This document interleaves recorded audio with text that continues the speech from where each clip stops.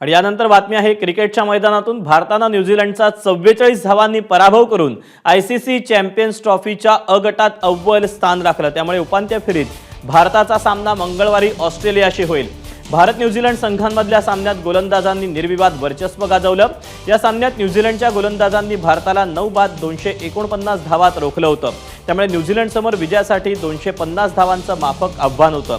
भारताच्या फिरकी गोलंदाजांनी न्यूझीलंडचा अख्खा डाव 205 धावात गुंडाळला। लेग स्पिनर वरुण चक्रवर्ती भारताच्या विजयाचा प्रमुख शिल्पकार ठरला। त्यानं 42 धावात न्यूझीलंडचा निम्मा संघ माघारी धाडला। कुलदीप यादवनं 2 तर अक्षर पटेल आणि रवींद्र जाडेजानं एक विकेट काढली। आणि थेट दुबईहून आपल्यासोबत क्रिकेट समीक्षक सुनंदन लेले सर आहेत। लेले सर, पहिली इनिंग पाहिली, त्याच्यानंतर 250 धावांचं आव्हान पाहता काय नेमकं त्यावेळी वाटलेलं होतं आणि आता विजयानंतर काय वाटतंय? अंदाज एवढा स्वतंत्र हे विकेट जे होतं ते फलंदाजी करता एवढं सोपं नव्हतं। खास करून आजच्या भारतीय संघामध्ये 4 फिरकी गोलंदाजांना स्थान देण्यात आलं होतं आणि त्यांच्या माऱ्यासमोर या 250 धावांचा पाठलाग करणं हे एवढं सोपं नव्हतं आणि ते दिसून आलं। लेले सर, यामध्ये प्रामुख्यानं कमाल केली ती आपल्या सगळ्या फिरकी गोलंदाजांनी केलेली आणि वरुण चक्रवर्तीचं कमबॅक हे अगदी जोरदार आपल्याला पाहायला मिळतंय। पहिल्यांदाच खेळायची संधी मिळाली होती वरुण चक्रवर्तीला आणि त्यांनी त्याचं सोनं करून ठेवलेलं आहे। एका एक दिवसीय सामन्यामध्ये 5 फलंदाजांना बाद करणं ही खरोखर कमाल गोष्ट होती आणि ती त्यांनी आज करून दाखवली। त्यामुळे त्याला जी संधी मिळालेली होती ती किती बरोबर ठरली याचा विचार केलेला बरा। ज्याचं काल तुम्ही खरं वर्णन केलं होतं की हे दोन्ही संघ जे होते ते तुल्यबळ संघ होते, त्यांच्यामधला हा सामना पाहायला मिळाला। परंतु आता पुढचा जो सामना भारताचा होणार आहे तो ऑस्ट्रेलियाशी आहे। या अनुषंगानं काय नेमकी आव्हानं वाटतायत? मी तुला एवढंच सांगेन, मी बरंच क्रिकेट बघितलेलं आहे।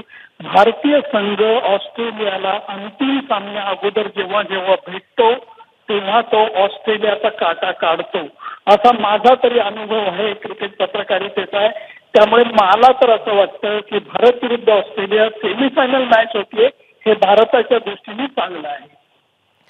पण यासोबत आपण पुन्हा पाहायचं झालं की आजच्या मॅचमध्ये जी टॉपची ऑर्डर आपली होती ती टॉपची ऑर्डर पुन्हा एकदा अपयशी होताना आपल्याला पाहायला मिळाली। चमकत नाहीये, कारण अजूनही रोहित शर्मा, विराट कोहली यांच्या फलंदाजीत सातत्य नाहीये। शुभमन गिल आज लवकर आऊट झाला, पण श्रेयस अय्यरनी सातत्य दाखवलेलं आहे। मी एवढंच म्हणेन की आज चांगली परीक्षा झालेली आहे। एका महत्वाच्या उपांत्य सामन्याच्या अगोदर भारतीय संघाच्या काय चुका होऊ शकतात, त्याच्याकरता काय गोष्टी अगोदर पडताळून पाहिल्या पाहिजेत याचा अंदाज लागलेला आहे। ते मला वाटतं फायद्याचं ठरेल उपांत्य फेरीच्या दृष्टीने।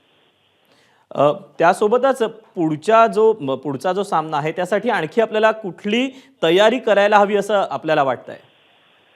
क्षेत्ररक्षणामध्ये सुधारणा करणं, अजून शार्प कॅचेस जे आहेत ते पकडले जात नाहीये आणि दुसरी गोष्ट म्हणजे कोहली आणि रोहित शर्मा यांच्या बॅटमधनं धावा निघणं हे अत्यंत गरजेचं आहे, कारण ते टॉप ऑर्डरला खेळतात। एक सलामीला जातो, एक 3 नंबरला येतो, त्यामुळे त्यांच्या बॅटमधनं धावा आता शेवटच्या 2 सामन्यामधनं निघाल्याच पाहिजे। म्हणजे स्वाभाविकच पुढचं आव्हान मोठं आणि तगडं तितकंच असणार आहे। काय नेमकं होतं या सगळ्याबद्दलचे अपडेट आम्ही तुमच्याकडून घेतच राहू। तुर्तास धन्यवाद या सगळ्या विश्लेषणाबद्दल। एबीपी माझा, उघडा डोळे बघा नीट।